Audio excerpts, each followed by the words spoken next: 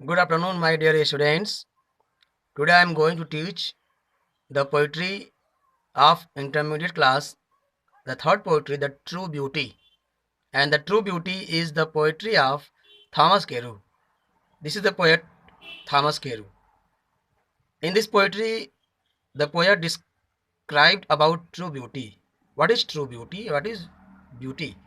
सुंदरता क्या होती है? सुंदरता के बारे में कवि ने इसमें वर्णन किया है. So first of all, I am going to teach you central idea of the poem. क्योंकि सेंट्रल आइडिया एग्जाम में पूछी जाती है तो ये भी जरूरी है. तो पहले इसका हम सेंट्रल आइडिया देख लेते हैं, उसके बाद पूरी पोएट्री को पढ़ते हैं. The poet praises beauty of character. जो कवि है चरित्र के सौंदर्य की प्रशंसा करता है. It is true beauty. कवि कहता है कि यह एक ट्रू ब्यूटी है. It consist in love and loyalty. यह वास्तविक सौंदर्य है. सच्चा सौंदर्य प्रेम और निष्ठा में समाहित होता है. It has nothing to do with physical charms. कह रहा है कि शारीरिक सौंदर्य से इसका कोई संबंध नहीं है. Physical beauty becomes less as time passes. समय गुजरने के साथ साथ शारीरिक सुंदरता कम हो जाती है. Physical beauty fades away with the passage of time. कहा जाता है कि जो फिजिकल ब्यूटी है वो समाप्त हो जाती है. Love made on the basis of physical beauty is short lived. जो सुंदरता शारीरिक सुंदरता होती है उसका समय के साथ कोई संबंध नहीं होता है. On the other hand, love based on purity of character and sincerity in is everlasting. समय गुजरने के साथ साथ शारीरिक सुंदरता कम हो जाती है. The essential things for true beauty are gentle thoughts, calm desires and form mindness. इसके विपरीत चरित्र की पवित्रता और निष्ठा पर आधारित प्रेम स्थायी होता है. सच्ची सुंदरता के लिए अच्छे विचार, शांत भावनाएं एवं दृढ़ता आवश्यक है.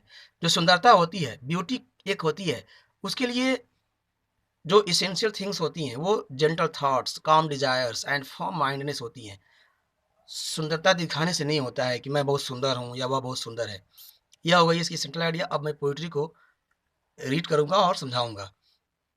ही दैट लव्स अ रोजी चीक or a coral leaf admires, or from star like eyes doth seek fuel to maintain his fires.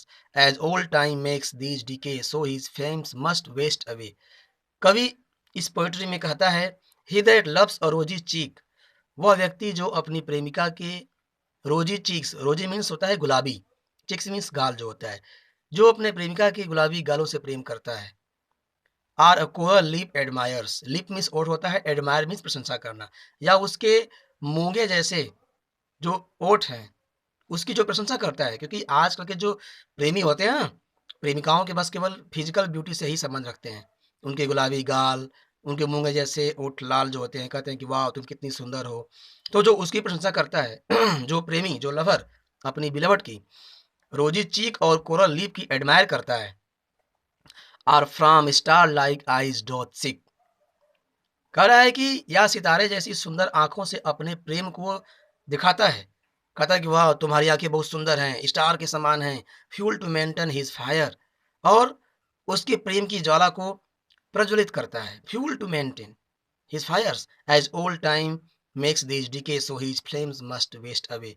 और ऐसे व्यक्ति की प्रेम की ज्वाला उस समय नष्ट हो जाती है जब बुढ़ापा उसकी प्रेमिका के शारीरिक सौंदर्य को नष्ट कर देता है. ओल्ड टाइम्स मीन्स यहाँ पे जो बुढ़ापा के बारे में बोल रहा है, makes this decay so his flames must waste away. उसके प्रेम की जो ज्वाला है, जो अग्नि है, वो समय के साथ समाप्त हो जाती है. वह लवर जो अपनी बिलवट की फिजिकल ब्यूटी को एडमायर करता है, उसके रोजी चीक, उसके कोरल लिप को एडमायर करता है, उसके आंखों को बोलता है कि तुम्हारी आंखें स्टार की तरह है, वह समय के साथ साथ समाप्त हो जाता है. ऐसे लवर अपनी बिलवट की बस को एडमायर करते हैं, वह ट्रू लव नहीं होता है. तो physical beauty fades away with the passage of time, but spiritual beauty is immortal. Meaning to say that rosy cheek, coral lip, star like जो आइज होती है वे सब केवल दिखावे की होती हैं. जो लवर होते हैं वह केवल एडमायर करते हैं बस अपने आप को, और उस अपनी बिलवट के प्रेम को बनाए रखने के लिए. वह फिजिकल ब्यूटी होता है, स्पिरिचुअल ब्यूटी नहीं होता है. अगर हम रेफरेंस लिखते हैं इसका, these lines have been selected from the poem The True Beauty, composed by Thomas Carew.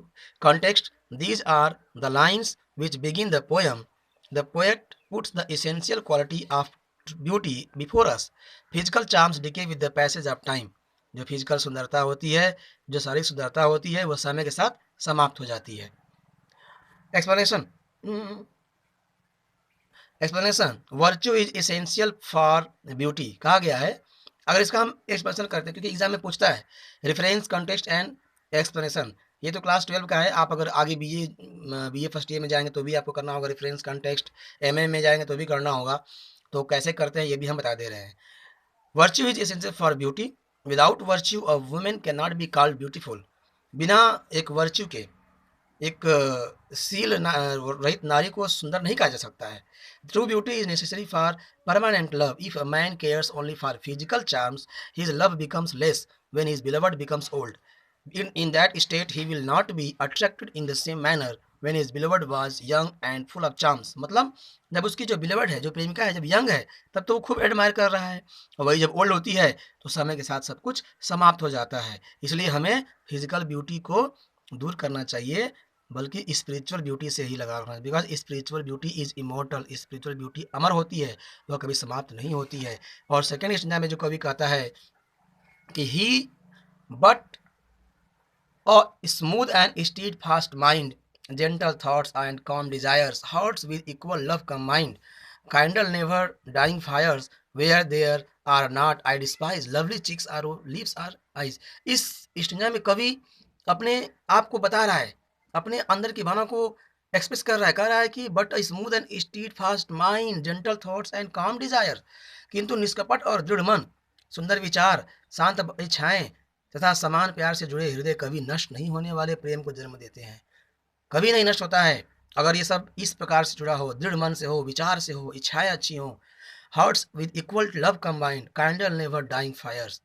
इस प्रकार के जो प्रेम होते हैं जहाँ पर ये गुण नहीं पाए जाते हैं, कह रहा है कि kindle never dying fires where there are not. Where there not का मतलब है कि जहाँ पर ये प्रेम नहीं पाए जाते हैं, जहाँ पर ऐसे प्रेम नहीं है, जहाँ पर प्रेम मन से नहीं है, विचार से नहीं है, इच्छा से नहीं है, आई डिस्पाइज, मैं घृणा करता हूँ। I hate that love, lovely cheeks are lips are eyes, मैं उस प्रकार के लवली चिक, लिप और आई को मैं घृणा करता हूँ। कवि कहता है कि मैं उस गाल, ओठ और उसकी जो आंखें, मैं उसे नफरत करता हूँ। कवि के अनुसार अस्थायी प्रेम के लिए शारीरिक सौंदर्य आवश्यक नहीं है। Physical love is not essential for permanent love. सुंदर विचार और उच्च चरित्र के कारण ही प्रेम अस्थायी रह पाता है। ये बहुत ही अच्छी स्टैंजा है। कह रहा है कवि कि where these are not I despise, lovely cheeks are lips are eyes, जहाँ पर ये सब नहीं है, जहाँ पर स्पिरिचुअल ब्यूटी नहीं है, स्पिरिचुअल लव नहीं है, मैं उस लव को नहीं मानता हूँ।